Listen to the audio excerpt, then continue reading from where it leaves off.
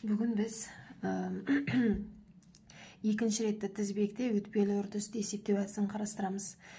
Екінші реттік тізбек дегеніміз құрамында екі түрлі реактив элемент болатын болса, оны біз екінші реттік тізбек дейміз.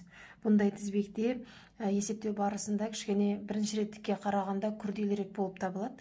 Бүгін соны қарап өтеміз. Бізде мынандай схема беріледі. Схемада екі актив кедергі, бір конденсатор, бір катушка, кілттің күйі ашық тұр, және негізгі исходный даналар беріледі. Бізге анықтау керек от сағаттыны, яғни өтпелі процесс кезіндегі конденсатордың кернеуінің өзгеру заңдылығын анықтау керек. Бұны анықтау үшін біз ең бірінші бастапқы тәуелсіз шартты тауып аламыз. Бастапқы тәуелсіз шартты коммутацияға дейінгі схемамен есептейміз. Мына жерге коммутацияға дейінгі схеманы салып аламыз. Бұл алмастыру сұлбасында конденсаторды үзілген тармақпен алмастырамыз, ал катушканы қысқа тұйықталған, яғни түзу сызықпен алмастырамыз. Содан кейін ары қарай осы схемаға негізделген бастапқы тәуелсіз шарттарды табамыз. Бастапқы тәуелсіз шартқа конденсатордың кернеуі мен катушканың тоғы жатқызылады. Мұнда 0- деген жақшаның ішінде ол коммутацияға дейінгі уақыт деген мағынаны береді. Осы екі шаманы анықтау үшін біз келесіндей есептеуді жүргіземіз. Мысалы, ең бірінші конденсатордың кернеуін анықтауымыз керек. Оны анықтау үшін біз схемаға қараймыз. Схемада конденсатор қай тармақта тұр, соны анықтап аламыз. Тармақ дегеніміз түйіннен басталып, түйінмен аяқталатын тізбектің бір бөлігі. Осы екінші тармақта бізде конденсатор тұр. Енді осы тармаққа параллель тармақты іздейміз. Параллель тармақта бізде қорек көзі болмау керек. Мысалы, мына конденсатордың тармағына сол жақта параллель тармақ бар, бірақ онда қорек көзі бар. Біз оны қабылдамаймыз. Бізге есептеу барысында жеңіл болу үшін біз келесі параллель тармақты қараймыз. Яғни бұнда бізде R2 және L деген екі элемент бар, екі кедергі бар. Енді конденсаторға параллель тармақты тапқаннан кейін онда актив кедергі бар ма қараймыз. Егер онда бізде актив кедергі бар болса, онда конденсатордың кернеуін осы актив кедергінің кернеуіне теңестіреміз. Сонда менде УЦ 0- дегеніміз конденсатордың кернеуі ол UR2 деген кернеуге тең болды. UR2-ні ашып жазатын болсақ, ол бізде осы кедергі R2-нің бойымен жүретін тоқты R2-ге көбейтумен тең. Енді осы R2-нің бойымен қандай тоқ жүреді, соны анықтау үшін біз бүкіл тізбекте неше тоқ жүретінін байқауымыз керек. Бізде тоқ қорек көзінен басталады. Қорек көзінен басталып, R1-дің бойымен жүреді, мына түйінге келеді, ары қарай екі тармақ тұр. Конденсатор тұрған тармақ үзілген болып саналғандықтан біз оны үзілген тармақ ретінде көрсеттік, ол тармақта тоқ жүрмейді дейміз. Сонда тоқтың барлығы R2-нің бойымен, L-дің бойымен кетеді. Егер тоғымыз L-дің бойымен жүретін болса, немесе L-дің бойымен жүретін тоқты біз IL деп көрсетеміз. Сол себептен мен мына жерде УЦ 0 тапқан кезде мен IL 0- көбейттім R2-ге. Ал IL 0- формуласы ол тоқтың жүру жолында кездесетін кедергілер арқылы анықталады. Яғни біздің тоғымыз R1, R2 кедергілер арқылы жүреді. Сол себептен тоқты анықтаған кезде кірістегі кернеуді осы R1 қосылған R2 деп аламыз. Сонда бізде бастапқы тәуелсіз шартымыз анықталады. Енді коммутациядан кейінгі шамаларды анықтаймыз. Екінші пункт. Біз схеманы салып аламыз қайтадан. Бұл схема бірақ коммутациядан кейінгі схема. Коммутациядан кейін бізде кілт тұйықталады. Кілтіміз R2-де ашық тұрған, R2-ні тұйықтап тастайды. Егер кілт кедергіге параллель жалғанып тұрса, онда ол тұйықталған кезде тоқ кілттің бойымен жүреді, ал кедергі ол кілт тұйықтап тұрған кедергіміз жоқ болып кетеді. Дәл қазір бізде де жаңа біз R2 деген кедергіні ескергенбіз. Коммутациядан кейінгі схемада мына жердегі кедергіміз жойылып кетті. Себебі оның үстінде бізде ашық тұрған кілт тұрған. Ол кілт тұйықталғанда тоқ кілттің бойымен жүреді, мына кедергі жоғалып кетеді. Сонда бізде коммутацияға дейінгі және кейінгі схемамыз белгілі бір өзгерістермен ерекшеленіп отырады екен. Енді осы схемаға біз УЦПР и ЛПР деген екі шаманы анықтаймыз. ПР деген принужденный деген сөзден шыққан, яғни мәжбүрлік құраушы. Мәжбүрлік құраушыны біз УЦПР деп жазуымызға болады, немесе УЦУ деп жазуымызға болады. Установившийся значение, яғни тұрақталған режим. Бұл екі шаманы біз тең деп қабылдаймыз, яғни кейбір жағдайда оны тұрақталған режим деп айтады, кей жағдайда мәжбүрлік құраушы деп айтады. Олар бір шама. Енді бірінші УЦПР-ді табайық. УЦПР деген ол және конденсатордағы коммутациядан кейінгі кернеудің мәні. Схемадан конденсатордың қай тармақта тұрғанын тауып аламыз. Оған параллель тармақты іздейміз. Оған параллель тармақ міне тұр. Параллель тармақта актив кедергі бар ма іздейміз. Параллель тармақта актив кедергі жоқ, тек қана катушка тұр.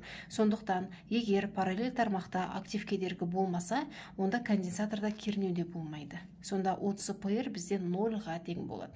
Хотя бізде кірісте кернеу бар болса да. Бұл жағдайда біздің катушкамыз қасында актив кедергі болмағандықтан бүкіл тізбектен конденсаторды қысқа тұйықтап тастады деген ұғымды білдіреді. Енді ИЛПР-ді табамыз. ИЛПР деген катушканың бойындағы тоқ. Оны анықтау үшін біз кірістен бастап тоқтар неше тоқ бар тізбекте, олар қалай жүреді, соны анықтап аламыз. Бізде кірісте тоқ пайда болады, R1-дің бойымен жүреді, түйінге келеді. Конденсатор тұрған тармақ үзіліп жатқандықтан о жермен тоқ жүрмейді, ары қарай кетеді. Сонда бізде тізбекте бір ғана тоқ бар, оны ИЛПР деп белгілейміз, және оны Ом заңымен О бөлінген R1 деп есептейміз. Енді ары қарай үшінші этап, осы коммутациядан кейінгі схемаға сипаттық теңдеу тұрғызамыз. Сипаттық теңдеу дегеніміз тізбектің толық кедергісі. Бұл жерде біз актив, реактив кедергінің барлығын ескереміз. Мына жағдайда коммутациядан кейін бізде екі параллель тармақ бар. Оларда катушка мен конденсатор мен катушка бар. Олар өзара параллель жалғанған. Міне параллель жалғануды көрсеттім.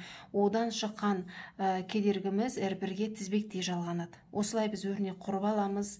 Бөлімін жеке ортақ бөлімге келтіреміз. Міне ПЦ болды. Алымын жеке ортақ бөлімге дегенде көбейту, мынау үстіне шығады. Осындай өрнек пайда болады. Екі бөлімді бір-бірімен қысқартып жібереміз. Сонда бізде PL бөлінген 1P квадрат CL қалады. И бізде кірістегі кедергіні қосамыз. Мұнда кірістегі кедергі мен мына бөлшекті ортақ бөлімге келтіреміз. Толықтауыш көбейткіштерін жазамыз. Сонда бізде мынандай бір өрнек пайда болады. Осы өрнекті 0-ға теңестіру арқылы біз этапы сипаттық теңдеудің түбірін табамыз. Егер біздің схемамыз екінші реттік схема болатын болса, онда о жердегі біздің өрнегіміз квадраттық теңдеу болу керек. Біз білеміз, санды 0-ға бөлуге болмайды. Сондықтан мына бөлімін біз 0-ға теңестіруге болмайды. Сол себептен алымын жеке жазып аламыз да. Мына L, R, S деген кедергілердің орнына сан мәндерін қоя отырып, біз жаңағы квадраттық теңдеу құрып алып, дискриминантын анықтап, сол жерден P1, P2-ні тауып аламыз. Мұнда бір белгілі бір жағдайлар бар. Мысалы, мен мына жерде сан мәндерін орындарына қойған кезде менде мынандай бір өрнек пайда болды. Осы өрнекті 0-ға теңестіріп, дискриминантты тапқаннан кейін P1 мен P2-ні табамын. Бұл жағдайда бізде дискриминантты тапқан кезде ол D бізде немесе 0-дан үлкен болуы мүмкін. Егер 0-дан үлкен болса, онда біз P1, P2-ні мына тұрған формуламен анықтай саламыз. Бұл формуланы мектеп курсынан уже білуіміз тиіс. Сонда бізде P1, P2 деген нақты теріс таңбалы екі сан пайда болады. Немесе дискриминантымыз 0-дан кіші болып қалуы мүмкін. Егер дискриминант 0-дан кіші болып қалса, онда бізде комплекстік санмен жұмыс жасаймыз. Минус альфа плюс минус G омега деген бір өрнек пайда болады. Осы арқылы ары қарай есеп шығарамыз. Бүгін біз дискриминант 0-дан үлкен болған кезде осындай екінші реттік сұлбамен қалай жұмыс жасайтынымызды қарастырып өтейік. Төртінші пункт. Дискриминант арқылы P1, P2 түбірді тауып болғаннан кейін біз келесі бөлімге өтеміз. Келесі бөлімде біз есептің берілгенде нені анықта деп тұр, соған байланысты теңдеуді жазамыз. Мысалы менде утс аттыны тап деп тұр. Яғни мен утс аттының негізгі өзгеру заңдылығының формуласын жаз қоям. Утс атты дегеніміз УЦПР қосылған УЦСВ. УЦПР деген мәжбүрлі құраушы, оны коммутациядан кейінгі схема бойынша тауып қойдық. УЦСВ-ның формуласы міне тұр. Әдетте біз УЦСВ-ны былай жазғанбыз. АЕПТ деп. Бұл жерде бізде егерде теңдеудің түбірі біреу-ақ болатын болса, осы АЕПТ мен кетеміз. Ал біздің жағдайда қазір теңдеудің түбірі екеу, P1, P2. Сондықтан Адан да екеу болады, A1, A2. Сонда біздің еркін құраушымыздың формуласы кішкене үлкейеді. Онда A1, E, P1T қосылған A2, E, P2T деген екі қосылғыштан тұратын болады. Енді осы жерде қарайтын болсақ, бізде екі белгісіз бар, A1 және A2. Біз осы екі белгісіз табуымыз керек. Егер теңдеуде екі белгісіз болатын болса, онда біз теңдеулер жүйесін құруымыз тиіс. Мысалы, бір теңдеудің ішінде екі белгісіз болса, онда теңдеулер жүйесіндегі теңдеудің саны да екеу болады. Егер үш белгісіз болса, теңдеулер саны үшеу болады. Біздің жағдайда екеу, сондықтан мен қазір екі теңдеуден тұратын теңдеулер жүйесін құраймын. Бірінші теңдеулер жүйесі мына берілген формуладан алынады. УЦ аттыны жаздым, УЦПР-ді жаздым, УЦСВ-ны мына жердегі формуласын қоям, A1, P1, A2, P2 деп. Екінші теңдеуді қайдан аламыз? Екінші теңдеу бірінші теңдеудің туындысы болып табылады екен. Сонда тура осы бірінші теңдеуді жазам, бірақ та туындыларын анықтау арқылы УЦ аттыға туынды қоям, УЦ штрих атты тең болады. УЦПР нақты сан болғандықтан оның туындысы 0-ға тең болады. Мына A1, P1-дің туындысы міне тұр, мына дәрежедегі палдыға түседі. A2, P2 де дәрежедегі палдыға түседі. Сонда менде осындай теңдеулер жүйесі пайда болды.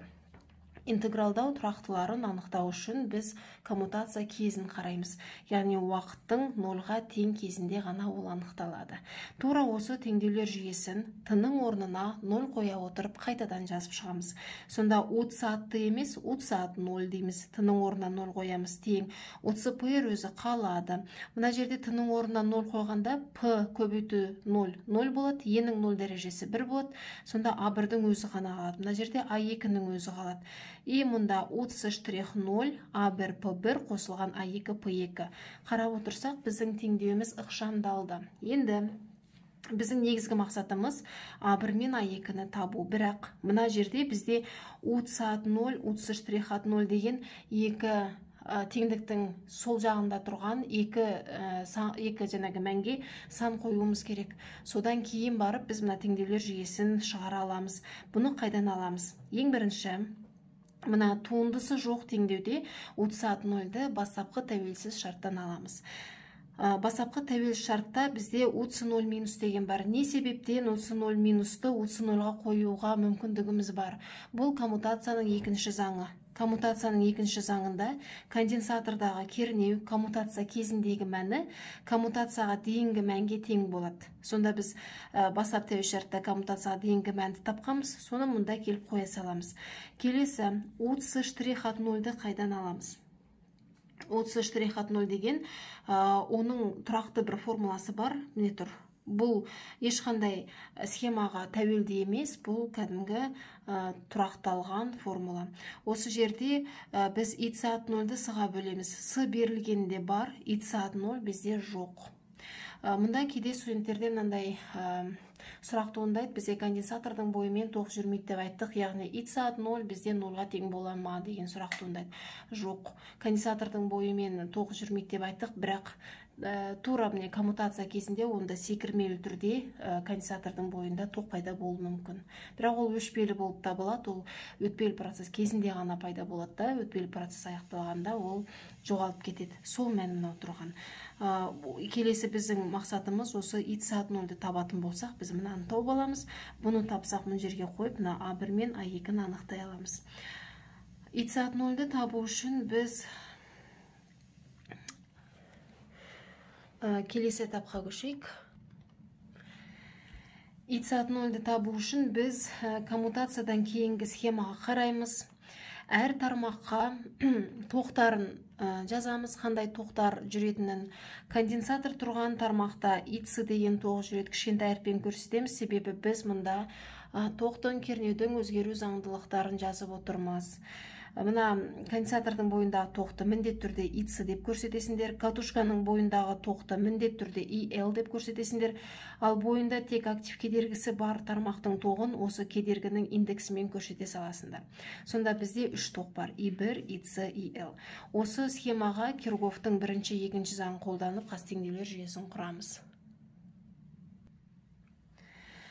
Бірінші теңдеуіміз Киргофтың бірінші заңына негізделген түйінге байланысты.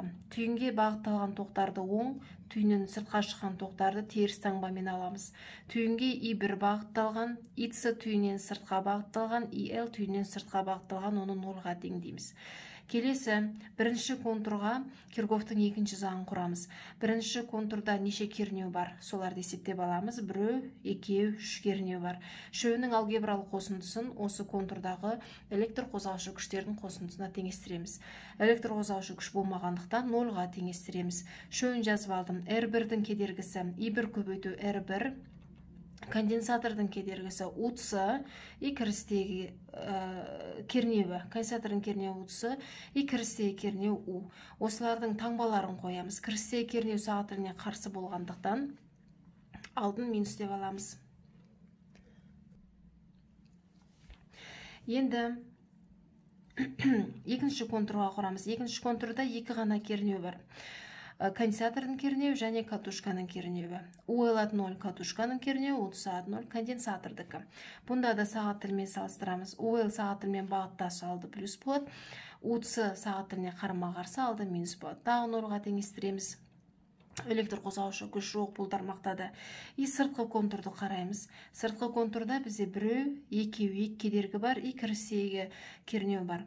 Әр кедергінің кернеуін жазып шығамыз. R1-дікі И1 көбейту R1, катушканыкі УЛ тең болады Уға. Енді осы жазып алған кернеулерімізге, жаңағы теңдеулер жүйемізде қандай параметрлар белгілі, соларды дөңгелектеп қоямыз. Бізде бастапқы тәуелді шартта не бар, солар белгілі. Бастапқы тәуелді шартта ИЛ 0 минус бар, УЦ 0 минус бар. Осы екеуі бізде белгілі. ИЛ 0 минустың орнына ИЛді тұрмын, екеуі өзара тең деген сөз коммутация заңы бойынша. ИЛ белгілі, УЦ белгілі, У белгілі, мына жерде УЦ белгілі, мына жерде мынары У белгілі. Енді қайсы шаманы біз іздеп отырмыз, соның асын сызып қоямыз. Біз ИЦ от 0-ді іздеп отырмыз. ИЦ от 0 міне тұр. Мұнда бар ИЦ от 0, басқа жерде жоқ. Сонда біз мына бірінші өрнектен қазір ИЦ от 0-ді өрнектеп алып шығамыз. ИЦ от 0 тең болады И1 минус ИЛ от 0. ИЛ от 0 бар бізде, бастап тәуелді шарттан мәнін ала саламыз. И1 белгісіз. Енді И1-ді осы өрнектердің бірінен анықтап тауып алуымыз керек. И1 бізде міне тұр. Осы өрнектен табуымызға болады, немесе мына өрнектен табуымызға болады. Мына өрнектен И1-ді анықтайын десем, УЛ от 0-ді білмеймін.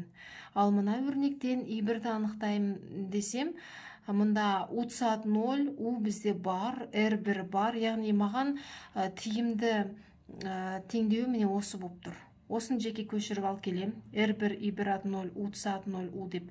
Осы жерден И1-ді өрнектеп алып шығамын. Міне, мұнда кірсе кернеу бар, УЦ от 0 бастап тәуелді шартта, R1 берілгенде бар. И1-ді тауып алам.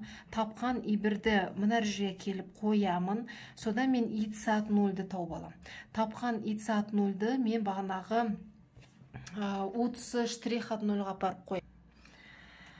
Міне, мына жерге ИЦ от 0-ді осы жерге келем. Содан осы штрихты тауып алам. Сол тапқан осы штрихты мына теңдеулер жүйесіне апарып қоямын.